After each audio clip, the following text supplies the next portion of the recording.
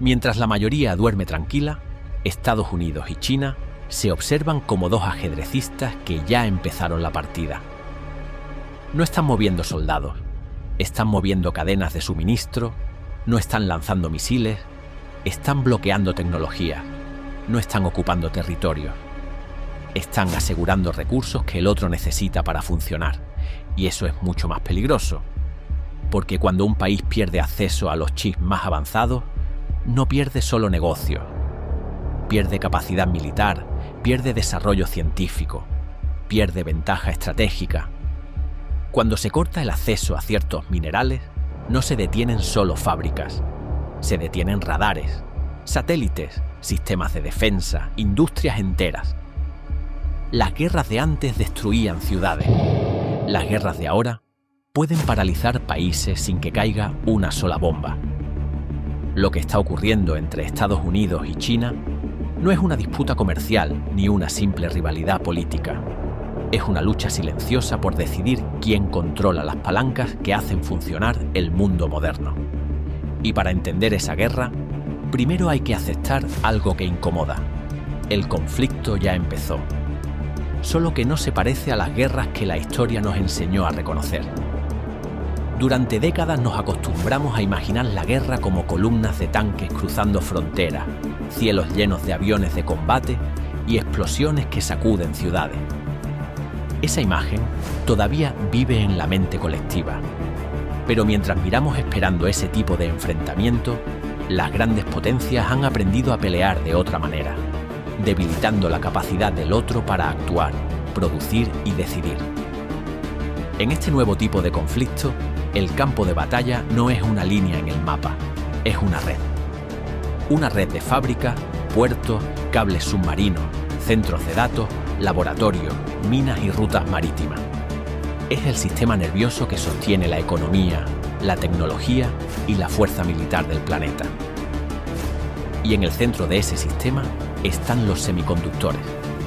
Un chip no es solo un componente electrónico, es el cerebro de casi todo lo que define el poder en el siglo XXI. Desde los sistemas de guiado de misiles hasta los satélites de comunicación, desde la inteligencia artificial que analiza datos militares hasta los motores de los vehículos eléctricos, desde los servidores que mueven la economía digital hasta los radares que vigilan el cielo. Sin chips avanzados, una nación moderna no solo se vuelve menos competitiva, se vuelve más vulnerable. Por eso, cuando Estados Unidos impone restricciones al acceso de China a los semiconductores más avanzados y a la maquinaria necesaria para fabricarlos, no está librando una guerra comercial. Está intentando frenar la velocidad con la que su principal rival puede desarrollar tecnología crítica. Está comprando tiempo estratégico, y China lo sabe. Por eso invierte miles de millones para desarrollar su propia industria de chips, reducir su dependencia y blindarse frente a sanciones externas. No es orgullo nacional, es supervivencia estratégica. Es la comprensión de que, si otro país puede decidir qué tecnología tú puedes o no puedes tener, entonces tu margen de maniobra como potencia global se reduce peligrosamente. Pero los chips son solo una parte del tablero.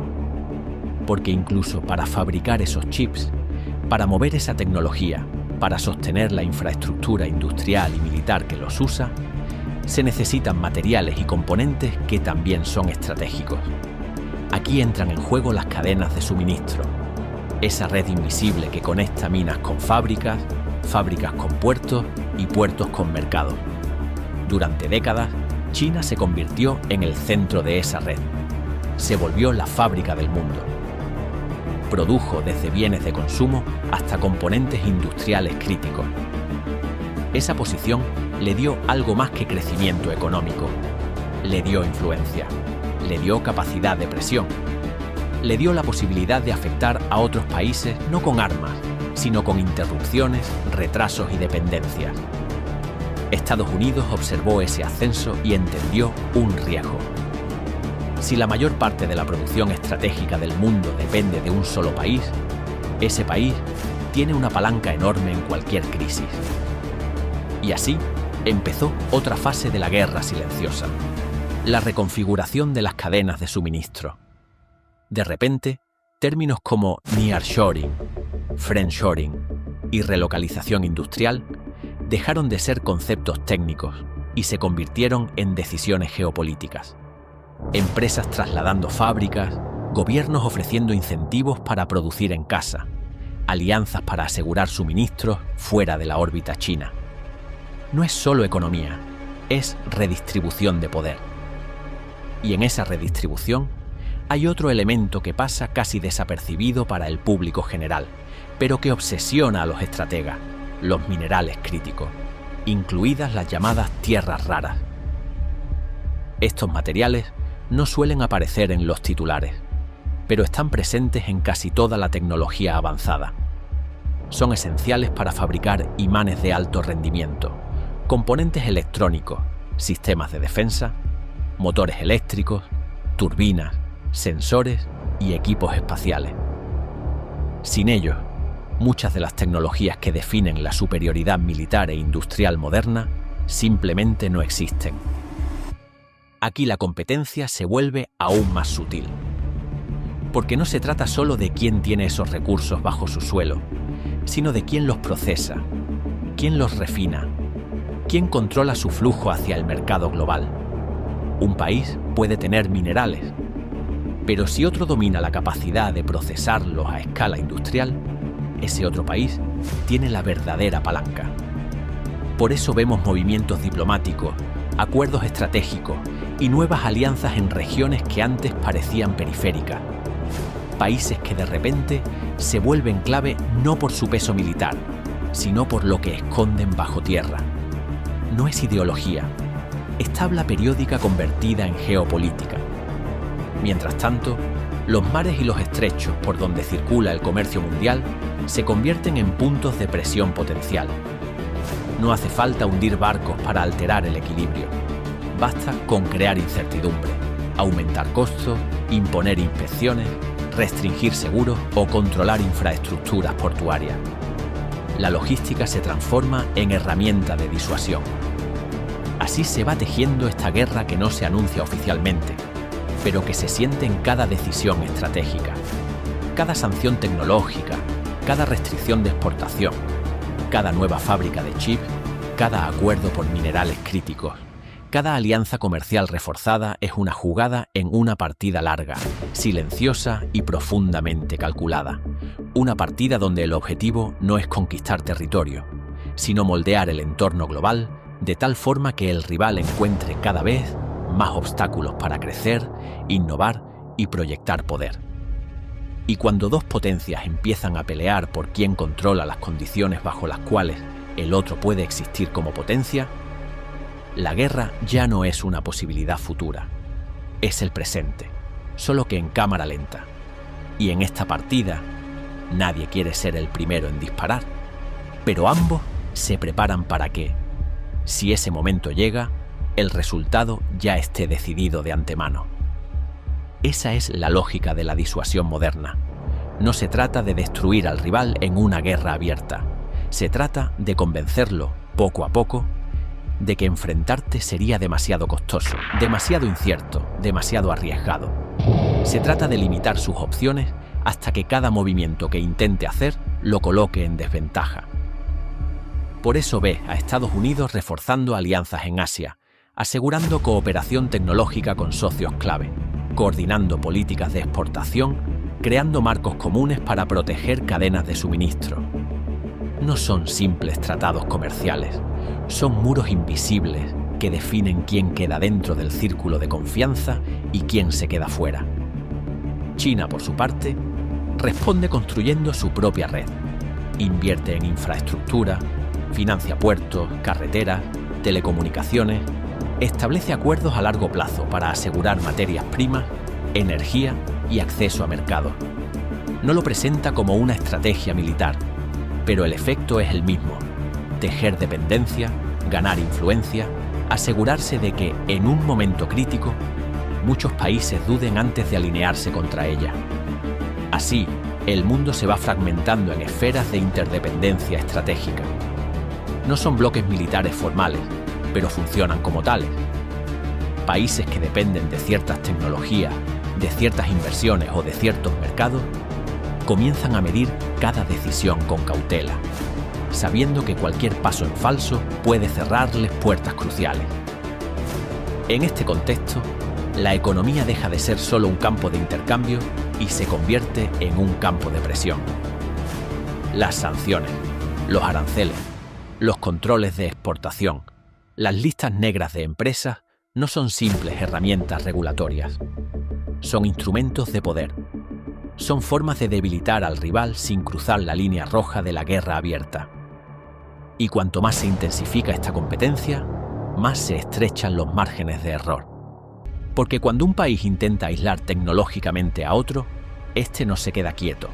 Invierte, se adapta, busca rutas alternativas, desarrolla capacidades propias.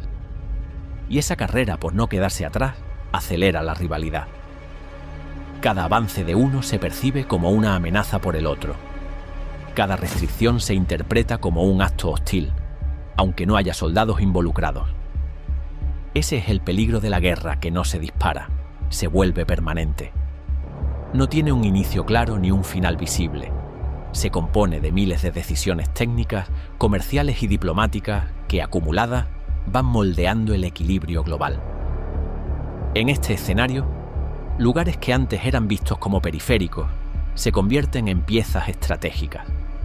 No porque tengan ejércitos poderosos, sino porque poseen puertos clave, recursos críticos o posiciones geográficas que influyen en el comercio mundial. De repente, una mina, un estrecho marítimo o una fábrica de componentes adquieren un valor que antes solo se atribuía a bases militares. Y todo esto ocurre mientras la vida cotidiana sigue su curso. Las personas siguen comprando productos, usando teléfonos, conduciendo autos, trabajando frente a pantallas. Pero detrás de esa normalidad hay una competencia constante por controlar las condiciones que hacen posible esa vida moderna. Una competencia por definir quién establece las reglas tecnológicas, quién domina los estándares, quién tiene la capacidad de interrumpir el sistema si la tensión escala. Porque al final, eso es lo que está en juego. La capacidad de decir sí o no a las decisiones del otro.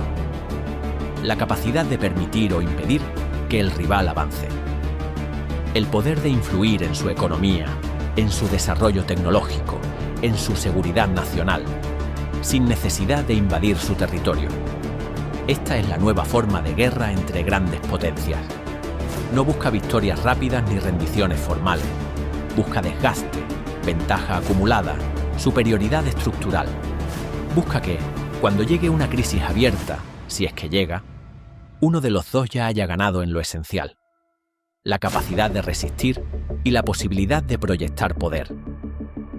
Y ahí está la paradoja. Cuanto más intentan evitar una guerra directa, más intensa se vuelve esta guerra silenciosa. Cada medida tomada para protegerse debilita al otro. Cada intento de reducir dependencia crea nuevas tensiones. Cada sanción, cada bloqueo tecnológico, cada acuerdo estratégico añade una capa más de fricción. Así, el conflicto entre Estados Unidos y China se convierte en una competencia constante por moldear el entorno global antes de que el otro pueda hacerlo. Una carrera por controlar las llaves del sistema antes de que alguien intente girarlas por la fuerza. La pregunta ya no es si estamos en una guerra. La pregunta es si esta guerra, tan calculada y silenciosa, podrá mantenerse dentro de los límites invisibles que sus propios protagonistas intentan no cruzar. Porque cuando dos potencias luchan por quien controla el funcionamiento del mundo, basta un error, una crisis inesperada o una mala lectura de las intenciones del otro para que la guerra que hoy nos suena a explosiones deje de ser silenciosa.